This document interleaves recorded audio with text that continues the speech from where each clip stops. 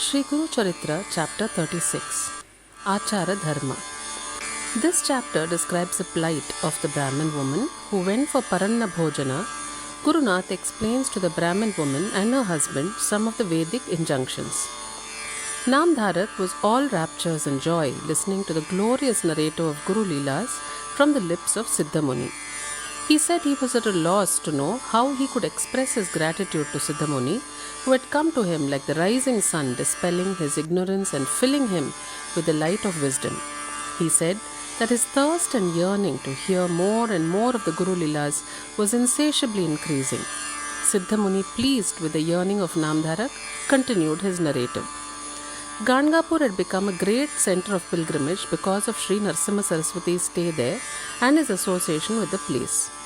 Thousands of people from different parts of the country started pouring in daily, seeking Guru Nath's darshan and blessings and for redress of their afflictions of the body, mind and spirit through his divine grace.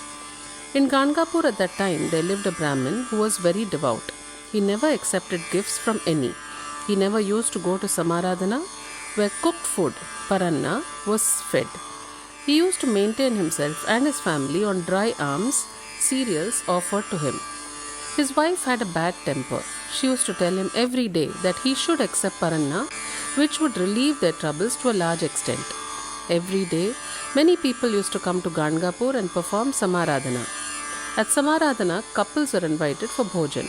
At Samaradhana, sumptuous feast is given with several preparations and delicacies. The Brahmin's wife felt that her husband's obstinacy was depriving them of proper and even minimal food when it was a plenty around.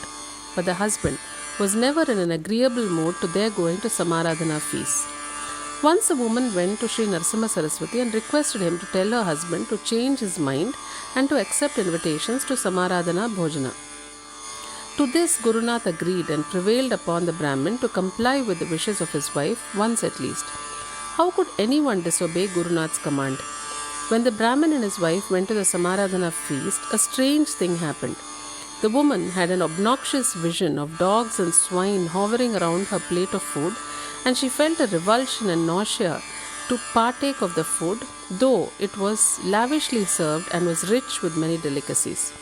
She got up from her seat and asked her husband also to leave from there all at once and to come out along with her. She, along with her husband, came to Sri Narasimha Saraswati and told him about the repulsive and nauseating vision which she had at the Samaradhana gathering. Sri Narasimha Saraswati said that it was very much wrong on her part to have forced her husband through him, Sri Narasimha Saraswati, to change his principle and observance. The woman prayed to Guru Nath and also her husband that she should be forgiven for what she had done.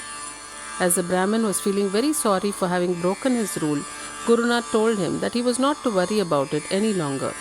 No sin would touch him on that account because he did not go there of his own volition, and that in exceptional cases Brahmins can accept paranna from others' houses. The Brahmin prayed to Guru Nath to enlighten him in which houses one can take food and which houses it is to be avoided. Guru Nath explained about this in detail as under. There are many disciplines regarding acceptance of food. One can take food in Guru's house without any hesitation. So also in the maternal uncle's house, in the father-in-law's house, in the houses of brothers and in the houses of pious people. If there was no Brahmin priest available at the time of Shraddh ceremony, one can attend and take food, but on the next day he should do Gayatri Japa. Anyway, food is most holy. It should be taken in the houses of pious and sattvic people and after taking God's name. Homes of evil-minded people are to be avoided.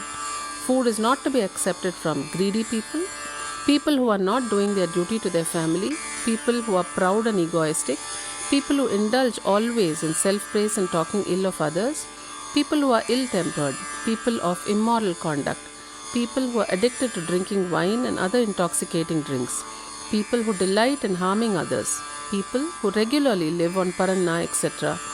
If we accept food from such people, their sins will affect us. Through the food we take, the gunas flow into us.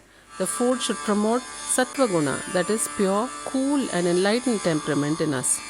The Brahmin requested Guru Nath to instruct him on Achara Dharma, the code of conduct for Brahmins.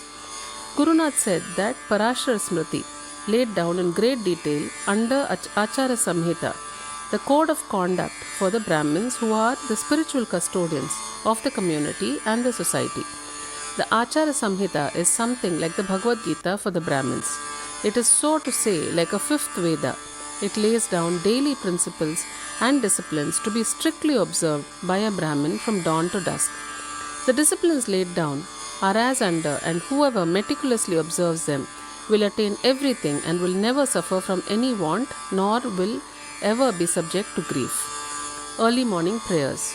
The Brahmin should rise in the early serene hours of the morning, which is called Brahma Muhurta, between 3:30 to 5 am, during which time the sattva quality will be prevalent in the atmosphere. As soon as one rises from the bed, he should remember his Guru first and offer mentally his obeisance to him.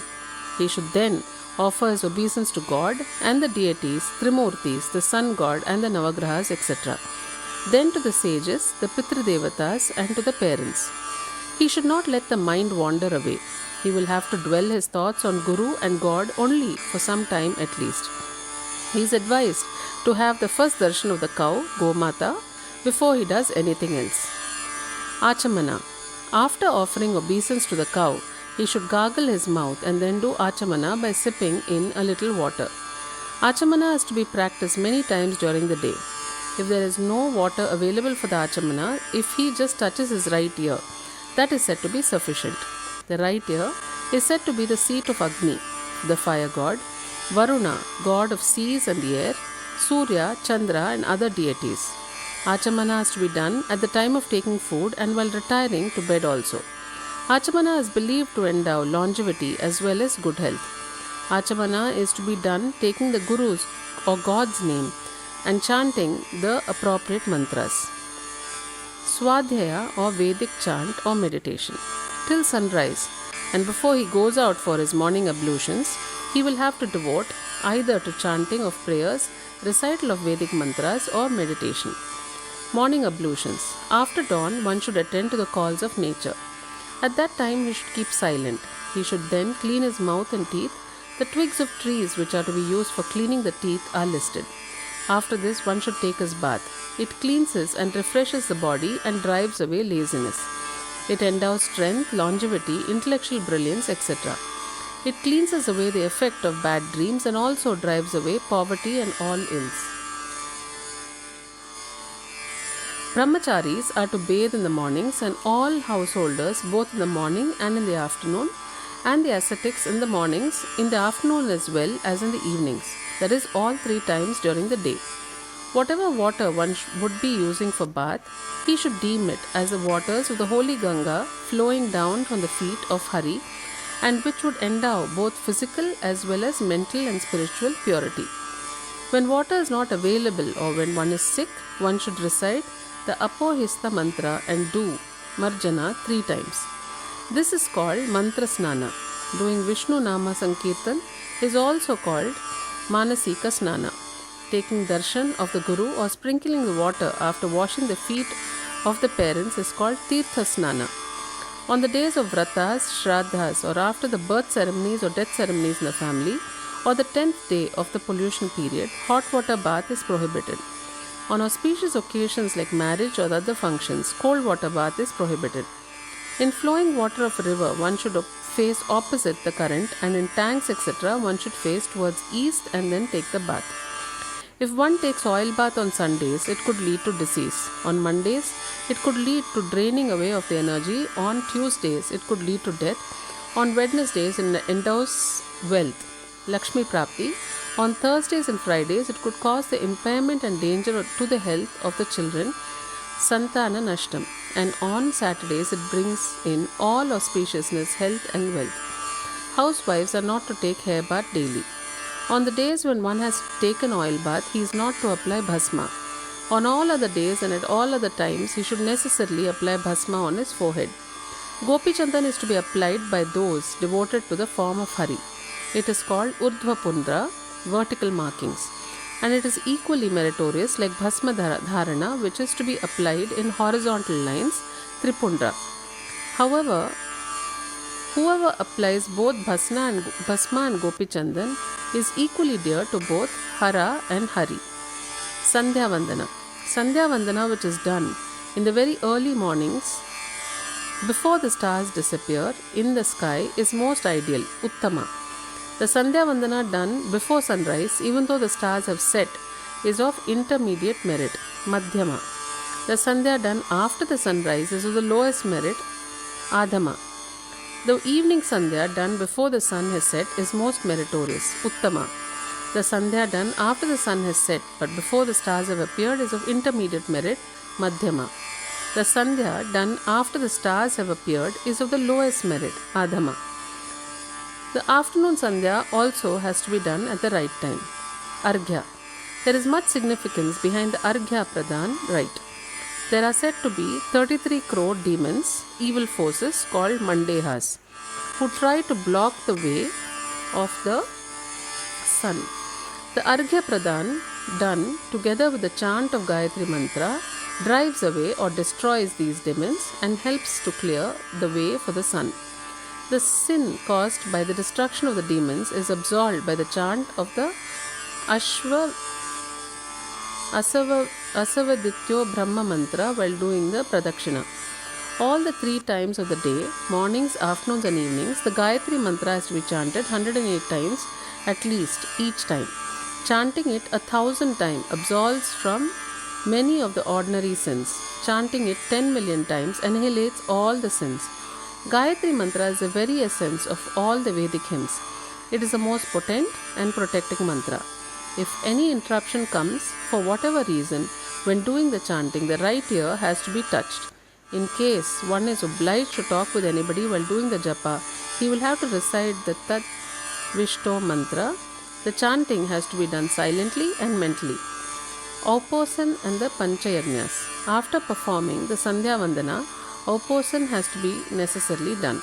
Brahma Yajna, Vaishwadeva, etc. will also have to be done by the Brahmin. Tarpan.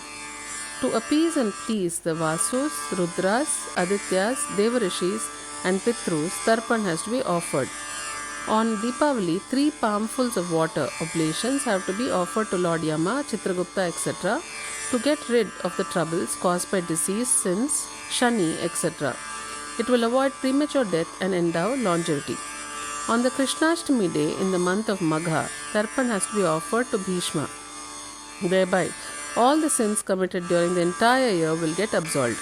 Wearing of the sacred thread is obligatory for a Brahmin.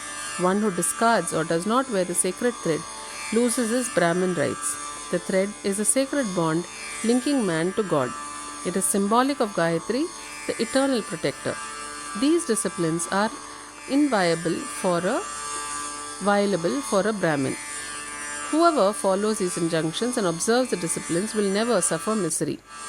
He will enjoy all joys and happiness. Unfortunately, in this Kali Yuga, as Brahmins have digressed away and have given up these disciplines, they are suffering all sorts of troubles and untold misery. Brahmins must keep up their spiritual heritage.